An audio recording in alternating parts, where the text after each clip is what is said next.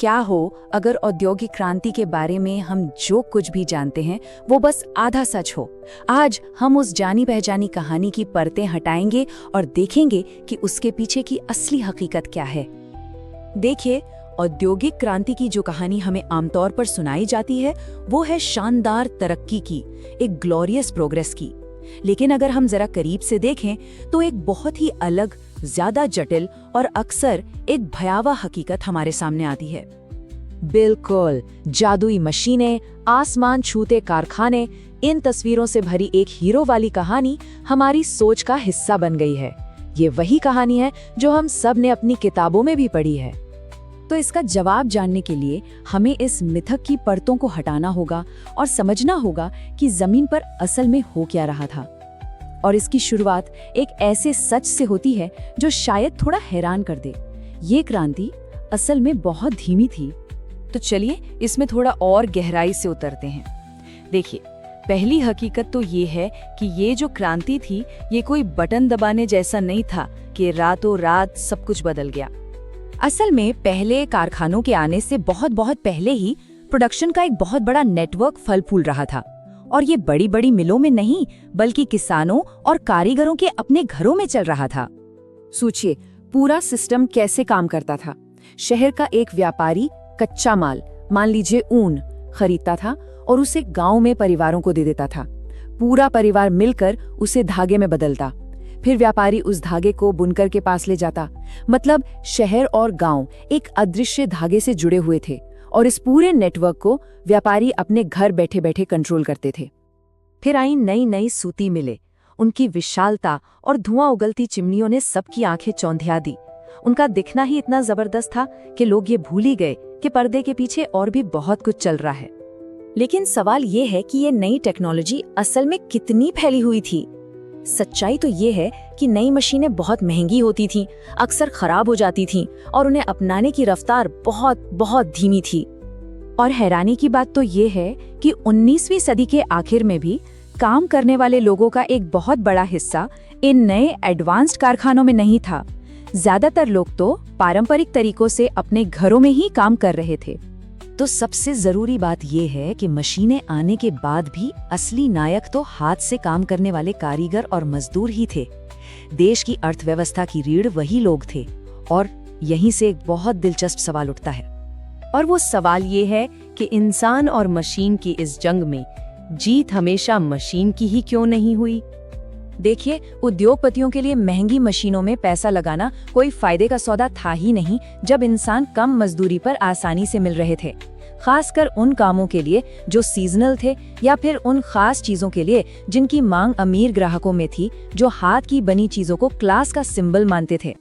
और ये आंकड़ा ये अपने आप में एक पूरी कहानी कहता है। ये दिखाता है कि बाजार में ऐसी खास चीजों की कितनी मांग थी जिन्हें सिर्फ और सिर्फ माहिर कारीगर ही अपने हाथों से बना सकते थे। लेकिन हाथ के काम पर इस निर्भरता का एक दूसरा अंधेरा पहलू भी था। जब भी कोई नई टेक्नोलॉजी आती तो उसे सीधे सीधे एक खतरे के तौर पर देखा जाता।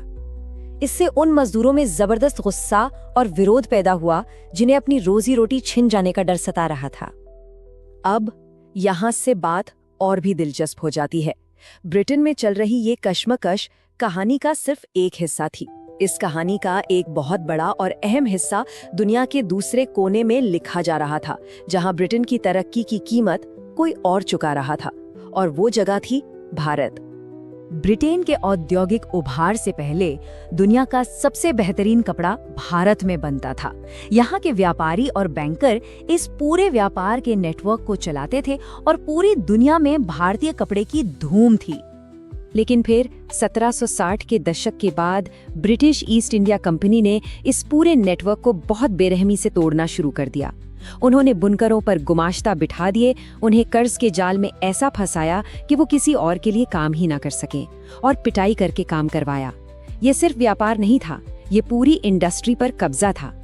ये पूरा खेल कंट्रोल का था। और नतीजा, भारत का सबसे बड़ा एक्सपोर्ट मार्केट तबाह हो गया। जो कपड़ा कभी भारत की शान हुआ करता था, उसका निर्यात लगभग खत्म ही हो गया। और कहानी यहीं खत्म नहीं हुई। ठीक उसी समय भारत के अपने बाजार मैनचेस्टर में बने सस्ते, मशीन मेड कपड़े से भर दिए गए। इससे स्थानीय बुनकरों की कमर ही टूट गई। सोचिए, वो न तो अपना माल बाहर बेच पा रहे थे और न ही अपने घर में। तो सबसे जरूरी बात यह है कि दुनिया के एक हिस्से में औद्योगिक तरक्की की जो शानदार कहानी थी, वो असल में दुनिया के दूसरे हिस्से में उद्योग के पतन और बर्बादी की कहानी पर टिकी थी। ये दोनों कहानियां एक ही सिक्के के दो पहलू हैं। लेकिन एक प्रॉब्लम थी, भारत के लोग विदेशी कपड़ा क्यों खरीदे? तब ब्रिटिश निर्माताओं ने एक बहुत ही शक्तिशाली नए हथियार का इस्तेमाल किया, एडवर्टाइजिंग। उन्होंने कपड़े के बंडलों पर बड़े बड़े अक्षरों में मेड इन मैनचेस्टर के लेबल लगाए ताकि लोग उसे क्वालिटी की गारंटी समझें। इतना ही नहीं, उन्होंने लेबलों पर भारतीय देवी देवताओं और नवाबों की तस्वीरें छापी, मानो ये कह रहे हों कि ये विदेशी माल भी अपना ही है। जाहिर है इसका असर हुआ और जल्द ही एक राष्ट्रवादी प्रतिक्रिया शुरू हो गई। भारतीय निर्माताओं ने अपने विज्ञापनों में स्वदेशी का संदेश देना शुरू कर दिया कि अगर देश की परवाह है तो देश में बनी चीजें ही खरीदें। तो प्रगति की ये जो सीधी साधी कहानी है, वो असल में एक बहुत ही जटिल, एक ग्लोबल पहेली है।